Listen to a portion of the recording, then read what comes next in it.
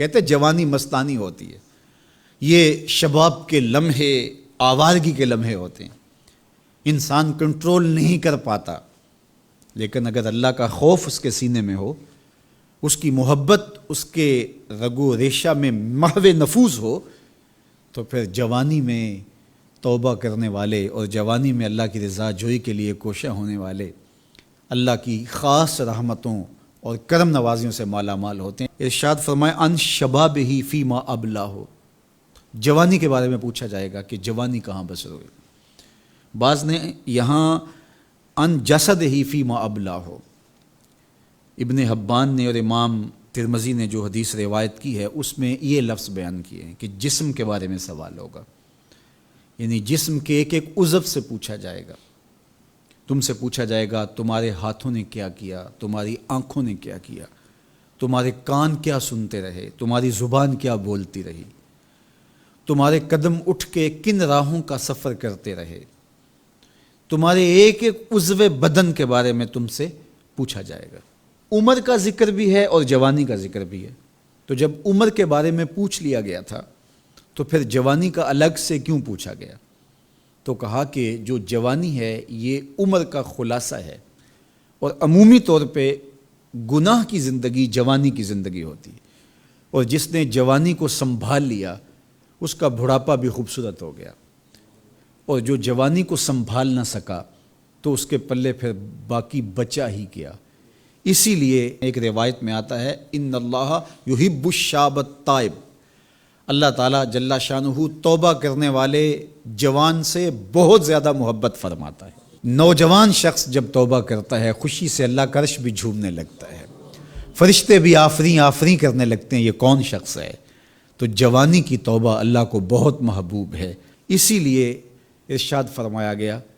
کہ وَشَابٌ نَشَأَ فِي عِبَادَةِ اللَّهِ، وہ جوان جس کی جوانی اللہ کی عبادت میں گزرتی ہے، کل قیامت کے دن جب کوئی سایہ نہیں ہوگا اللہ اس جوان کو اپنے عرش کا ٹھنڈا سایہ عطا فرمائے گا۔ تو جوانی کو سنبھال کے رکھنا، یہ پوچھا جائے گا کہ تو نے جوانی کیسے گزاری۔ دعا کرو کہ قیامت کے دن جب ہم سے سوال ہو تو ہمارے جوان اس کا جواب یہ دے مالک ہماری جوانی سجدوں میں گزری تھی، ہماری جوانی تیرے دین کی نوکری کرتے ہوئے بسر ہوئی، ہماری جوانی قرآن کی دعوت دیتے ہوئے گزری، ہماری جوانی کتاب اللہ کی تعلیم حاصل کرتے ہوئے اور لوگوں تک اس کا ابلاغ کرتے ہوئے بسر ہوئی،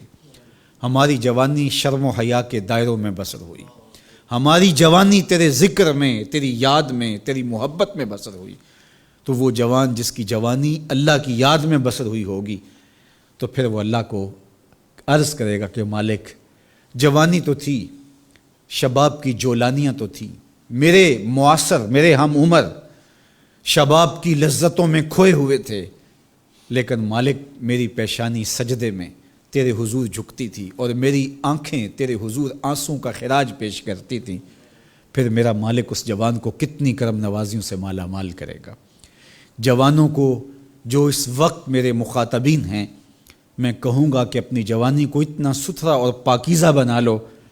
کہ کل حشر کے دن شرمندگی نہ ہو کہ جوانی کو تو ہم سنبھال نہیں سکے، ہم دیوانے ہو گئے تھے، ہماری خواہشات بے قابو ہو گئے تھے، ہم اپنی عصمت کے جوہر کو محفوظ نہ رکھ پائے، ہماری نظروں سے حیا اور شرم کا جوہر اڑ گیا اور ہم آوارہ مزاج چوکوں گلیوں بازاروں اور تھڑوں کے اوپر بیٹھ کے جوانی کے قیمتی لمحے ضائع کیے۔ کہیں یہ جواب نہ دینا پڑے بلکہ اللہ کے حضور ہم یہ کہیں کہ مالک جوانی تو تھی،